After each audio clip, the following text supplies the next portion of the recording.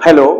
पिछले वीडियो में हमने मालवा के परमार वंश के बारे में अध्ययन किया था। आज जो हमारा अध्ययन है वो होगा चंदेल शासकों के बारे में, जो कि राजपूत शासक रहे हैं।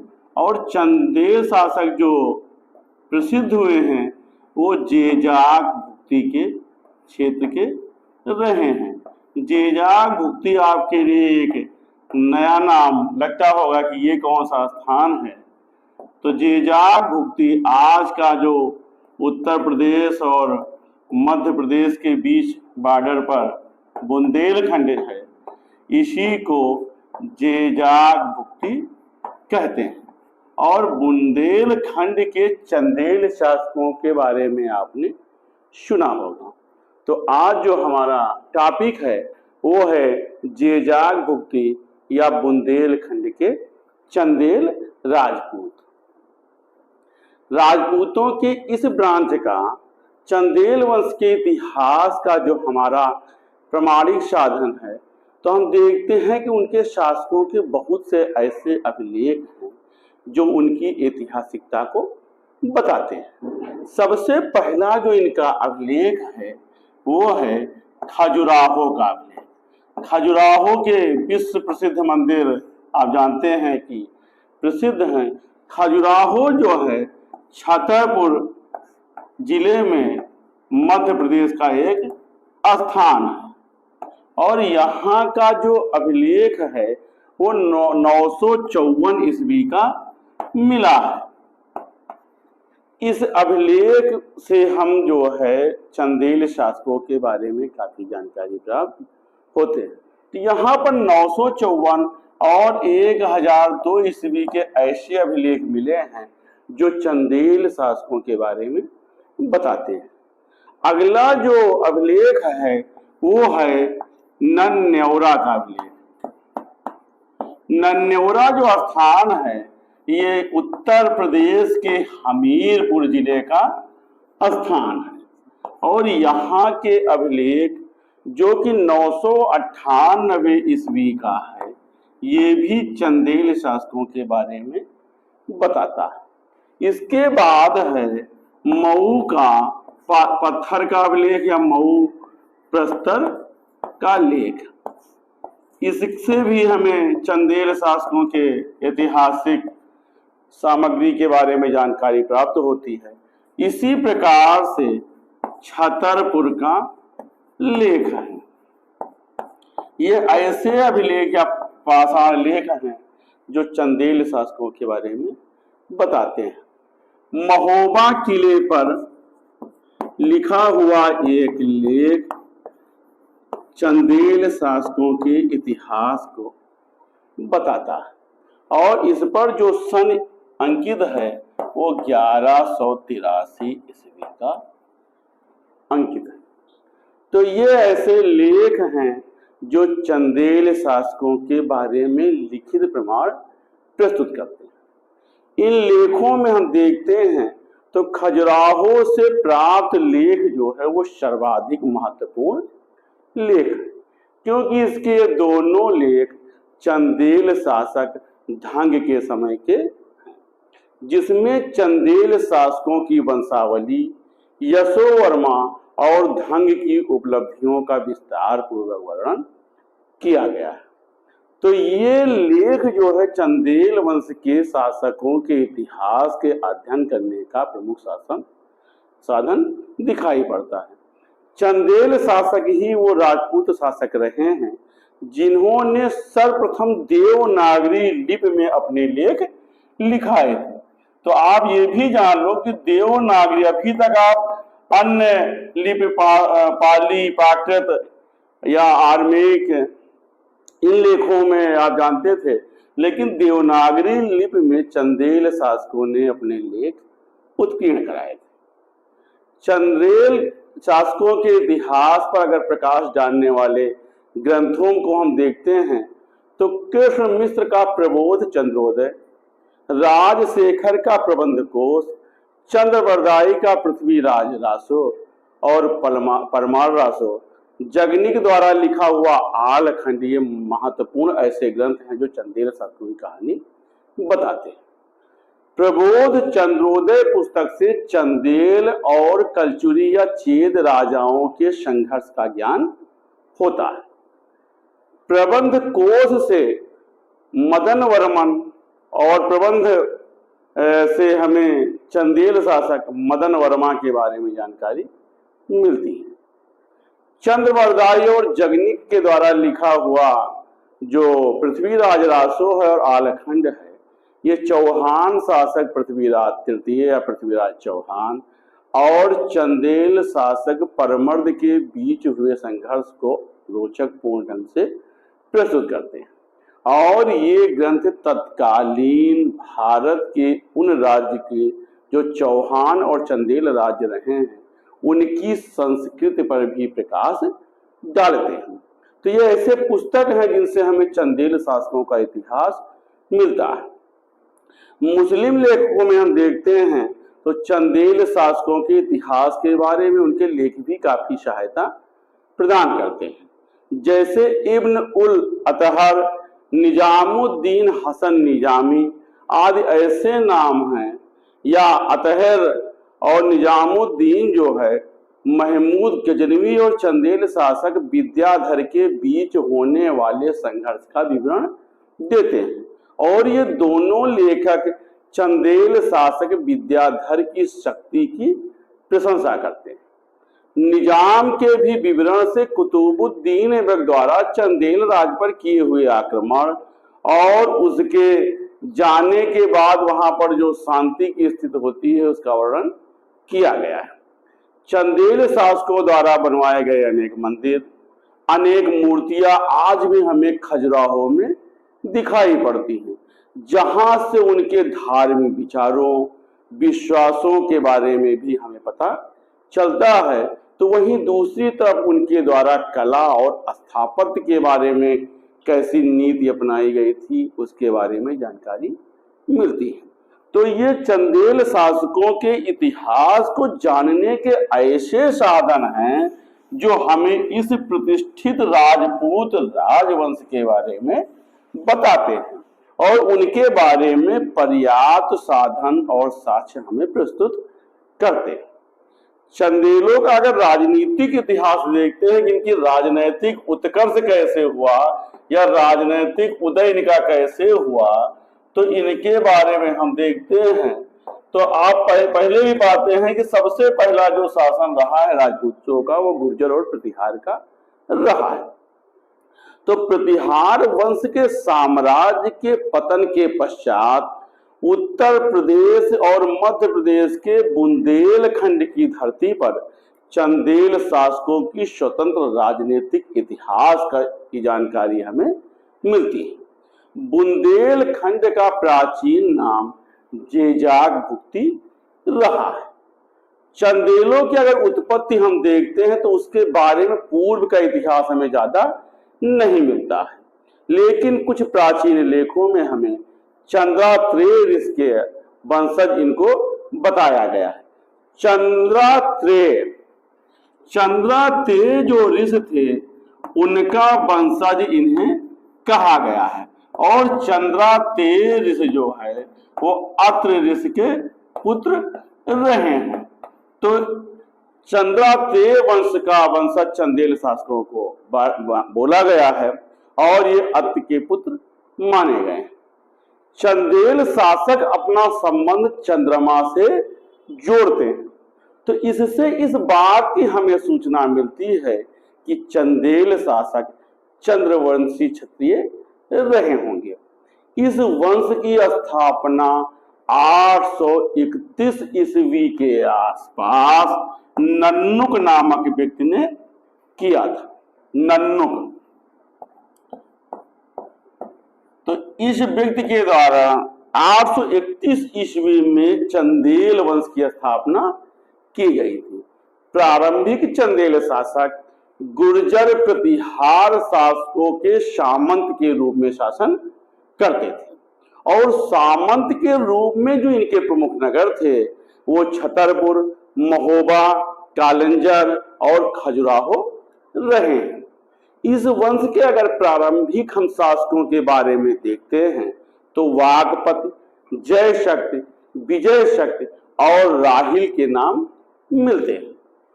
इनके द्वारा 900 ईस्वी तक प्रतिहारों की अधीनता में शासन किया जाता है। धीरे धीरे चंदेल शासक अपनी शक्ति का विस्तार करते हैं और इसका जो सामंत के रूप में लास्ट शासक होता है राहिल होता है, और राहिल का जो पुत्र होता है वो हर्ष होता है। तो हर्ष ही एक ऐसा शासक है राहिल का जिसका शासन 900 ईस्वी से 925 ईस्वी का पाया गया। 25 वर्ष के शासन में राहिल का पुत्र हर्ष अपार शक्ति का प्रदर्शन करता है और अपनी शक्ति का विस्तार करता है। इस वंश का हर्ष सर्वाधिक शक्तिशाली शासक उस काल में सिद्ध होता है कि जिसके समय में चंदेलों ने प्रतिहार शासकों की दास्ता के जुए को उतार फेंका था। खजुराहो के लेख में हर्ष को परम भट्टारक बोला गया है, जो कि इसकी स्वतंत्र स्थिति की सूचना देता है। नन्यौरा का जो पत्र का लेख है उसमें बताया गया है कि चंदेल शासक हर्ष की भयानक सेना ने चारों ओर आतंक फैला दिया था और कई राजाओं को अपना करद बनाया था। करद का मतलब होता है कर देने वाला। खजुराहो के लेख के अनुसार ये बताया गया है कि प्रतिहार शासक छितपाल या जिसको महिपाल कहते हैं उसको पुनः कन्नौज की गद्दी पर बैठाया गया था और महिपाल को राष्ट्रकूट शासक इंद्र तृतीय ने परास्त करके कन्नौज की गद्दी से उतार दिया था। लेकिन चंदेल शासक हर्ष की सहायता से वह पुनः कन्नौज की गद्दी पर बैठता है।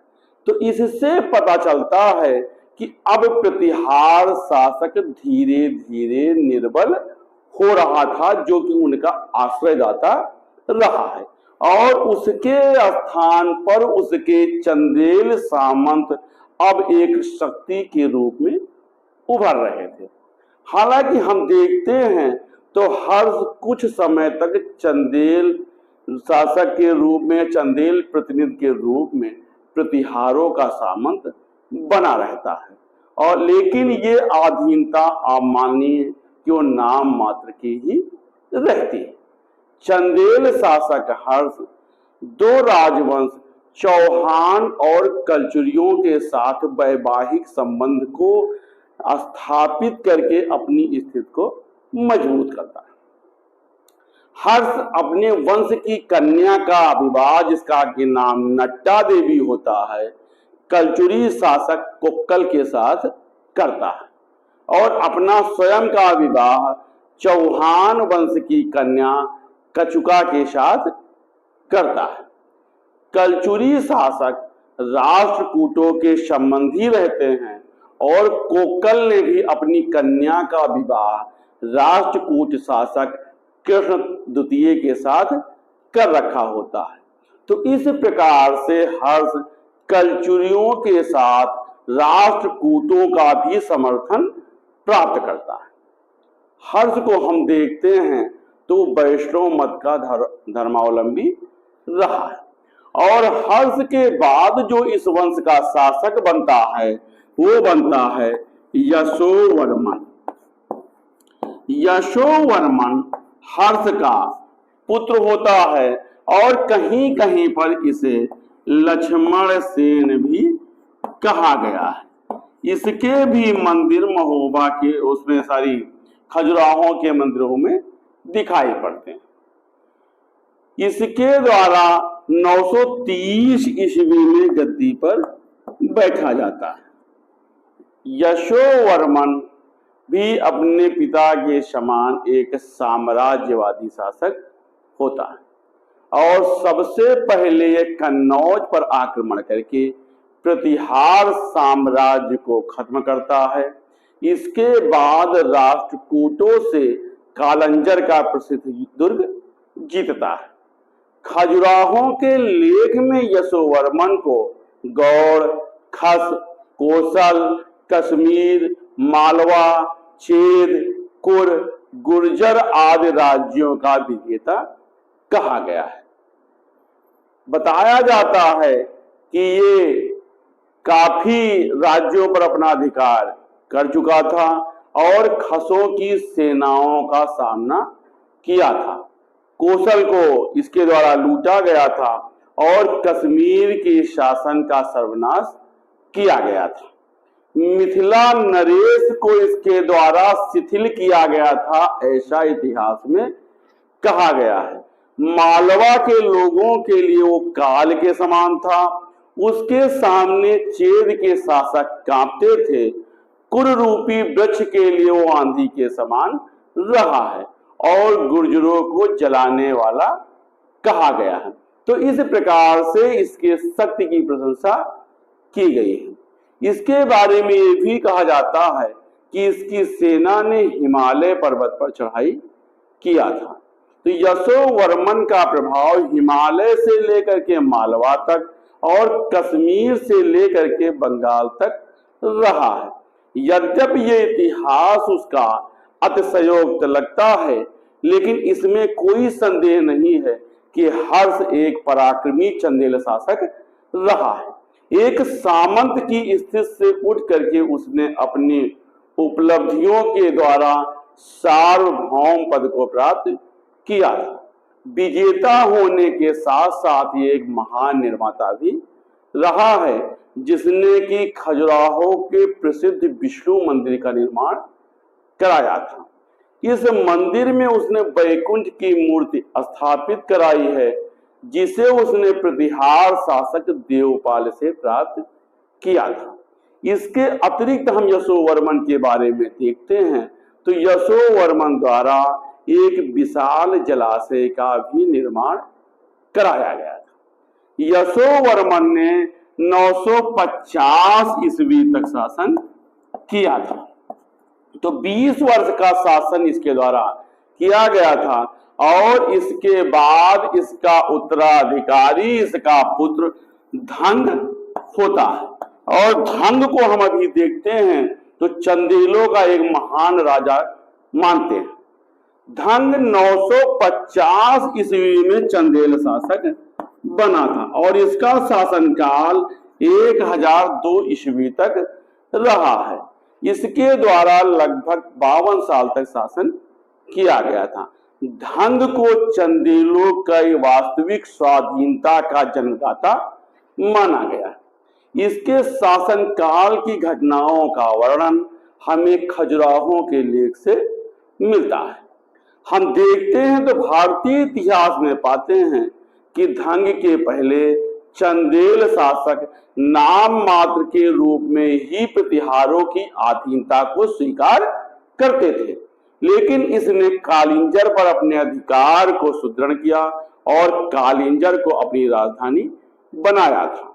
धंग ने उसके बाद ग्वालियर, बनारस और प्रयाग तक अपने क्षेत्र का विस्तार किया था। ग्वालियर की विजय को हम देखते हैं तो वो धंग की महत्वपूर्ण सफलता रही है और इसी विजय से लगता है कि इसी विजय के द्वारा चंदेलों ने प्रतिहारों की अधीनता से अपने आप को मुक्त किया था, ग्वालियर की विजय से।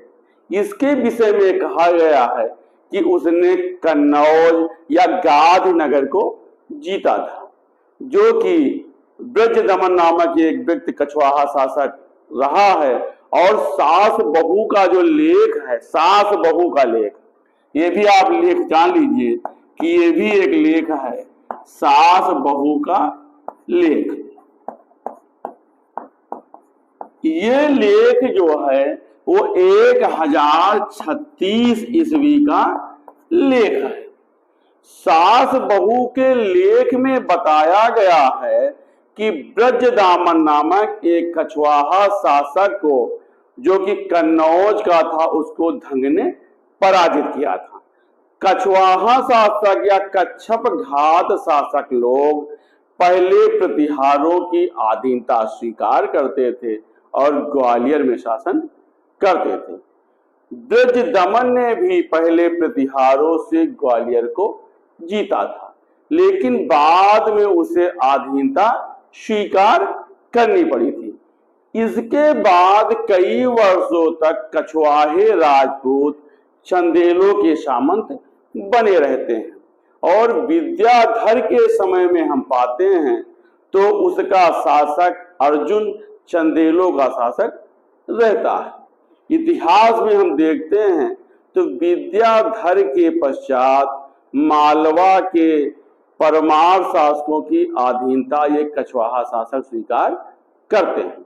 तो ब्रज दमन जो है वो धंग का सामंत होता है, और सामंत के रूप में ही वो कन्नौज पर विजय प्राप्त करता है। यही कारण है कि लेखों में कन्नौज को जीतने का श्रेय धंग को दिया गया है। चूंकि उसके सामंत ने कन्नौज को जीता था तो उसका श्रेय उसके वास्तविक राजा धंग को मिलता है। इस लेख में उसके कन्नौज विजय की पुष्टि करते हुए कहा गया है कि उसने कानकुब्ज के राजा को पराजित करके सम्राट की उपाधि को धारण किया था। धंग ने अपनी राजधानी कालिंजर से बदल करके खजुराहो में स्थानांतरित किया था, और इसके बाद चंदेलों की राजधानी पूरी तरह से खजुराहो में ही रहती है। खजुराहो शिलालेख में धंग को कौशल, बरार, सिंघल और कुंतल क्षेत्र का विजेता कहा गया है। उसके बारे में कहा गया है कि उसने कांची, राहा और अंग के राजाओं की पत्नियों को अपने कारागार में बंद कर दिया था। तो ये हमें अतिशयोक्त जरूर दिखाते हैं, क्योंकि ये राज्य उसके साम्राज्य की राजधानी से काफी दूर पड़ते थे, जहां पर उसके जाने की कोई संभावना नहीं दिखती है। लेकिन ये हो सकता है कि उसने कुछ राज्यों के साथ मैत्री संबंध स्थापित किए हों, और उसी की अतिशयोक्ति में उस पर, उन राज्यों पर उसके अधिकार को दर्शाया गया। फिर हाल चाहे जो हो, लेकिन धंग इस वंश का सर्वाधिक शक्तिशाली शासक होता है, जो प्रतिहार साम्राज्य की सत्ता का अंत करके कन्नौज को अपने राज्य में मिलाता है। धंग के द्वारा भटिंडा के शाही शासक जयपाल को सुबुक्तगीन के विरुद्ध सैनिक सहायता भी प्रदान की जाती है, और सुबुक्तगीन के विरुद्ध बने हिंदू राजाओं के संग में चंदेल शासक धंग भी शामिल होता है। यद्यपि सुबुक्तगीन द्वारा हिंदू राजाओं के इस संगठन को परास्त किया जाता है, लेकिन इस पराजय से धंग की स्थिति में कोई परिवर्तन नहीं आता है। मुस्लिम लेखक फरिश्ता इस बात को कि संघ बनाया गया था इसको काल्पनिक बताता है, लेकिन कुछ मुस्लिम लेखकों द्वारा इस संघ के बारे में प्रमाण दिए गए हैं, और सुबुक्तगीन के विरुद्ध हिंदू शासकों के संघ के बारे में बताया गया है। तो इस प्रकार से हम देखते हैं कि धंग के द्वारा मुस्लिम आक्रमण के विरुद्ध सुबुक्तगीन के विरुद्ध जयपाल को सहायता प्रदान की गई थी। वास्तव में अगर हम देखें तो धंग अपने समय का एक महान विजेता शासक था, और महान विजेता शासक होने के साथ कुशल प्रशासक, कला और संस्कृत का भी मतलब उच्च स्तर पर पहुंचाने वाला चंदेल नायक रहा है। उसके शासनकाल में चंदेल साम्राज्य के गौरव में अद्भुत वृद्धि देखने को मिलती है। धंग हिंदू धर्म का प्रबल पोषक रहा है, और उसके लेखों में उसे सभी हिंदू देवी देवताओं की उपासना करने वाला कहा गया है। धंग के द्वारा ब्राह्मणों को भूमि भी दान में दी गई है, और ब्राह्मणों को प्रशासन में उच्च पदों पर उसके द्वारा बैठाया गया था। उसका मुख्य न्यायाधीश भट्ट यशोधर और प्रधानमंत्री प्रभास ब्राह्मण विद्वान ही रहे हैं।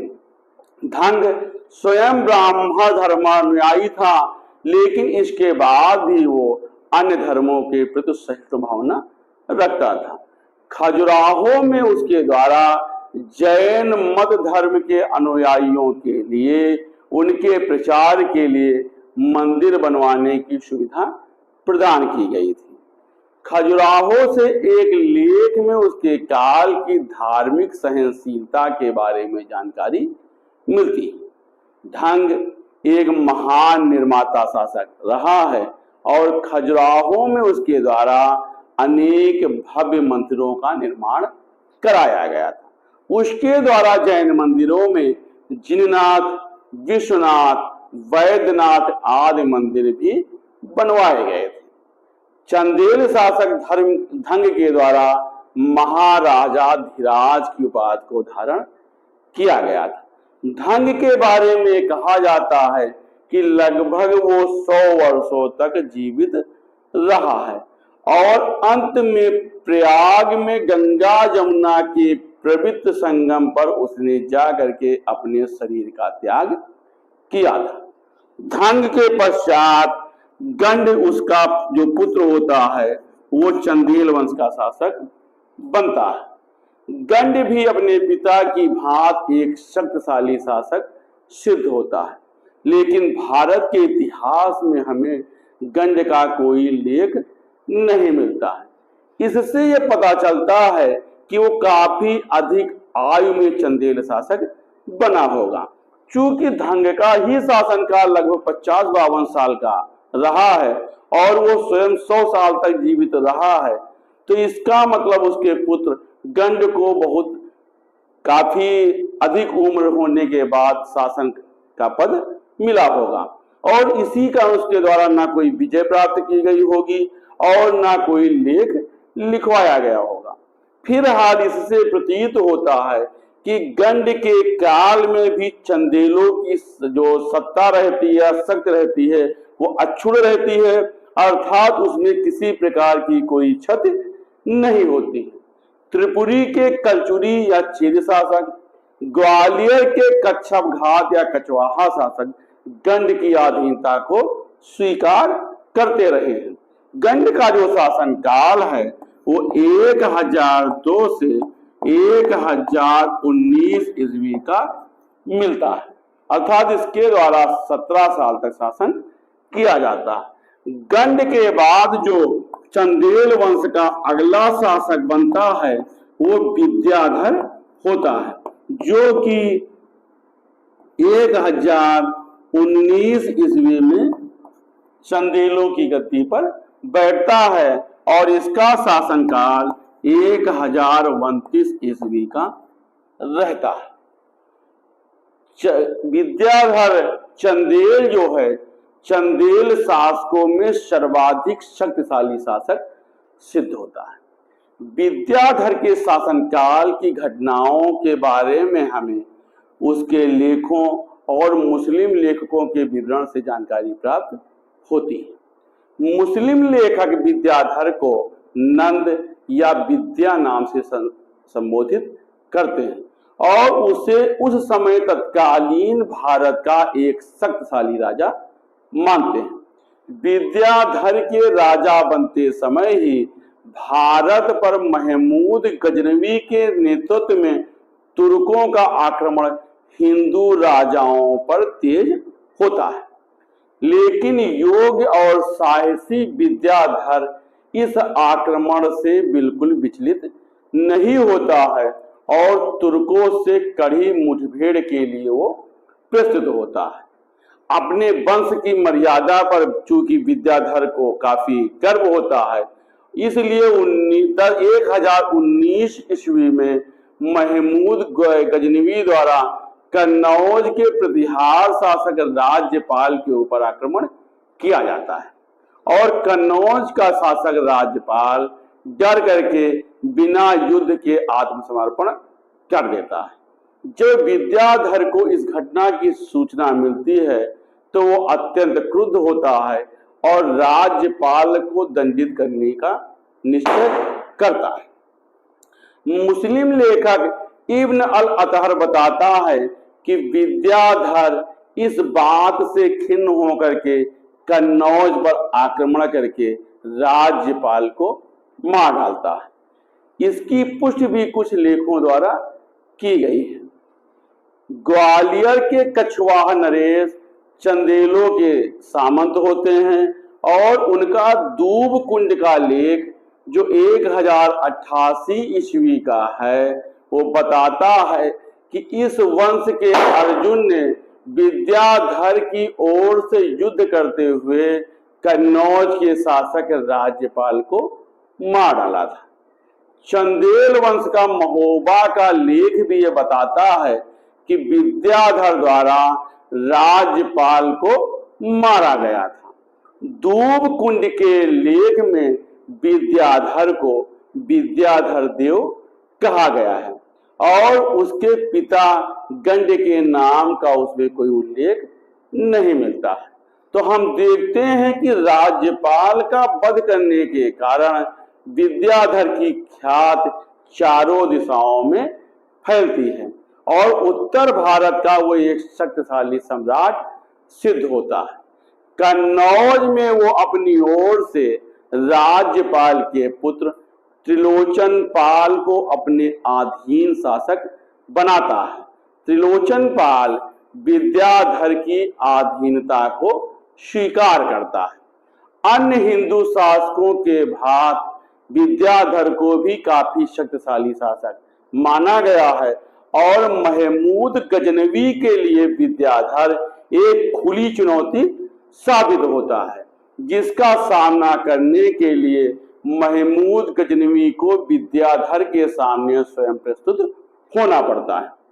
चंदेलों पर महमूद गजनवी का आक्रमण 1019 से 1020 के मध्य होता है, अर्थात विद्याधर के गद्दी पर बैठने के साथ ही महमूद गजनवी का आक्रमण चंदेलों पर होता है।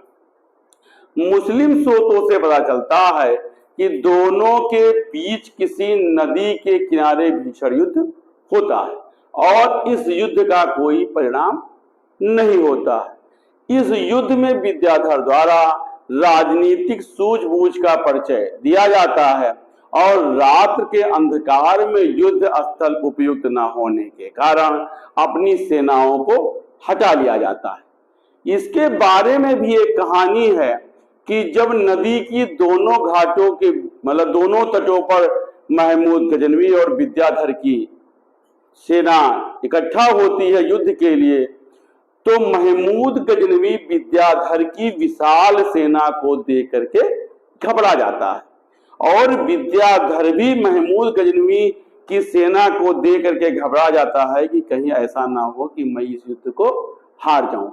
विद्याधर भगवान शिव का कट्टर उपासक होता है और भगवान शिव से वो रात्र को अपने विजय की प्रार्थना करता है।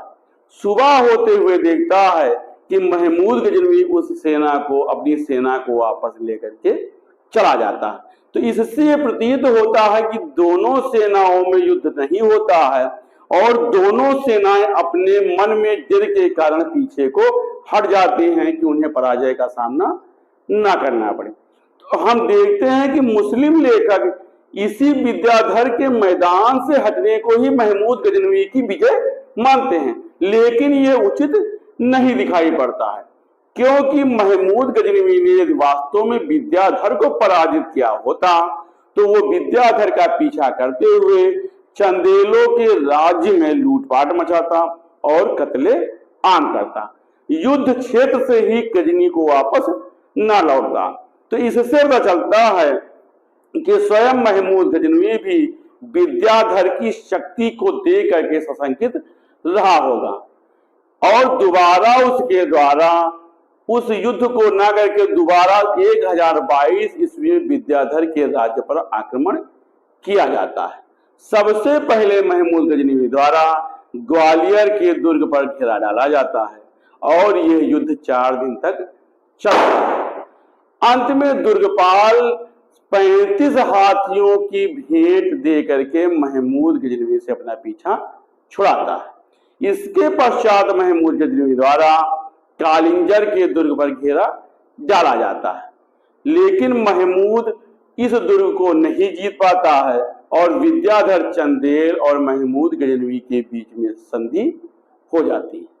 स्वयं महमूद भी विद्याधर की शक्ति से सशंकित रहता है, इसलिए वो युद्ध करने का प्रयास नहीं करता है। इसीलिए मुस्लिम लेखकों ने इसे महमूद गजनवी की विजय के रूप में परिभाषित किया है। लेकिन हम देखते हैं तो पाते हैं कि दीर्घकालीन घेराबंदी के कारण महमूद गजनवी को कोई सफलता नहीं मिलती है और अंत में मजबूर होकर के उसे संधि करनी पड़ती है और महमूद गजनवी अपने राज्य को वापस चला जाता है। इसके बाद महमूद गजनवी द्वारा चंदेल राज्य पर आक्रमण करने की कभी हिम्मत नहीं की जाती है और विद्याधर चंदेल और महमूद गजनवी के बीच पारस्परिक मित्रता हो जाती है। तो इस प्रकार से हम देखते हैं तो चंदेल शासक विद्याधर ही एकमात्र ऐसा हिंदू शासक या भारतीय शासक रहा है जो महमूद गजनवी की महत्वाकांक्षाओं का सफलतापूर्वक प्रतिरोध करता है। इस कार्य में उसे तत्कालीन भारत के शासकों में और सिरमौर बना दिया जाता है। इसके अतिरिक्त हम देखते हैं तो विद्याधर के द्वारा मालवा के परमार शासक प्रसिद्ध शासक भोज और कलचुरी शासक गांगेय देव को पराजित किया जाता है। ये दोनों ही इसकी अधीनता को स्वीकार करते हैं। चंदेल वंश के एक अभिलेख में कहा गया है कि ये दोनों शासक परमार वंश के भोज और कलचुरी वंश के गांगेय देव विद्याधर की शिष्य के समान पूजा करते थे, अर्थात विद्याधर को अपना गुरु मानते थे। तो इस प्रकार से हम पाते हैं तो विद्याधर चंदेल अपने समय का एक महान शासक होता है और अपने पितामह या बाबा धंग के समान ही एक विशाल चंदेल राज्य की स्थापना करता है। विद्याधर अपने वीरता पूर्वक कार्यों के द्वारा अपने वंश को गौरव प्रदान करता है और मुस्लिम लेखकों ने भी उसके साम्राज्य की विशाल क्षेत्र का वर्णन किया है। हम देखते हैं तो धंग और विद्याधर चंदेल शक्ति के आधार स्तंभ और साम्राज्य के मुख्य निर्माता होते। विद्याधर की मृत्यु के पश्चात चंदेल वंश की शक्ति में अब क्रमिक ह्रास होने लगता है और उसके पुत्र विजयपाल और पौत्र देववर्मन के काल में चंदेल शासक कलचुरी चेद वंश शासकों गांगेय देव और कर्ण की अधीनता को स्वीकार करते हैं। इसके बाद कीर्तवर्मन इस वंश का एक प्रतापी शासक सिद्ध होता है और चेद शासक कर्ण को परास्त करके अपने वंश की पुनः स्वतंत्रता घोषित करता है।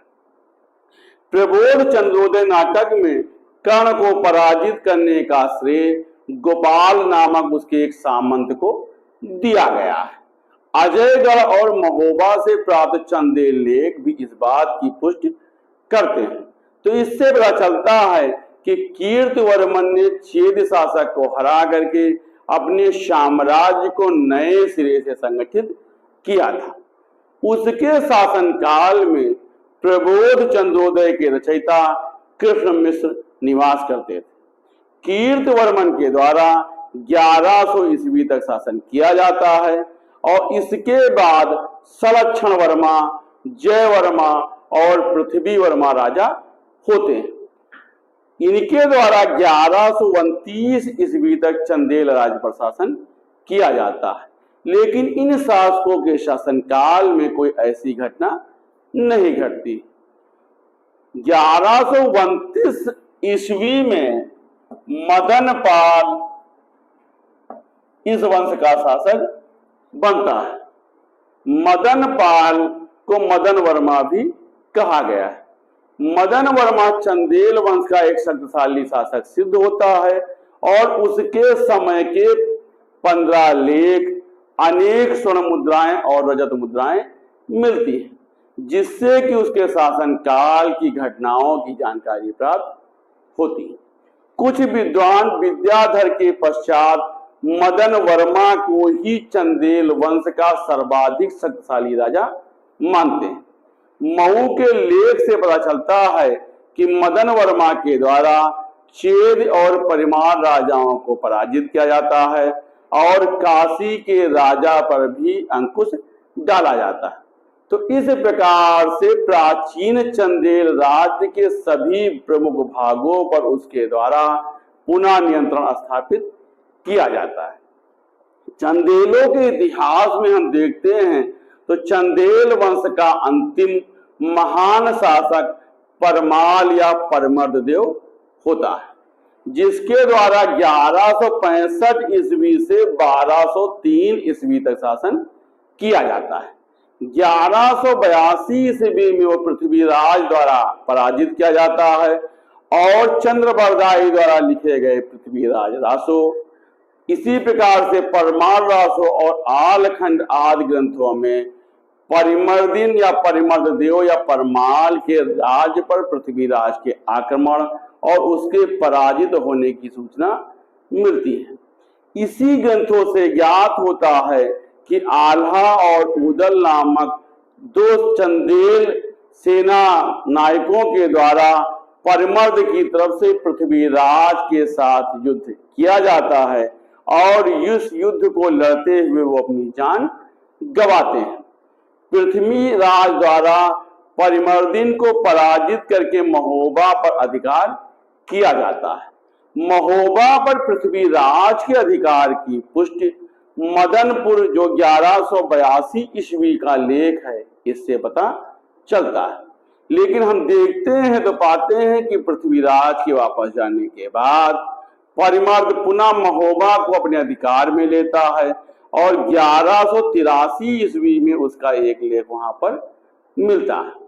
पृथ्वीराज से निपटने के बाद परिमर्द को तुर्कों के भीषण प्रहार का सामना करना पड़ता है और उस आक्रमण से परिमर्द नहीं बच पाता है।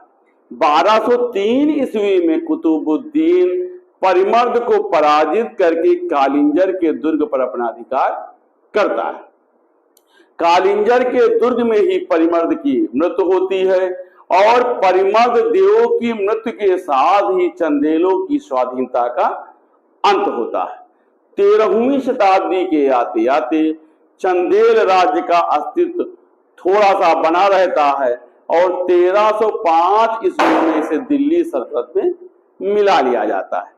चंदेल राजाओं का शासन भारत में कला की उन्नति का शासन रहा है। इस युग की कला आज भी इतिहास में प्रसिद्ध है और आज भी खजुराहो जो कि छतरपुर या मध्य प्रदेश में विद्यमान है और वहां पर लगभग 30 मंदिर बने।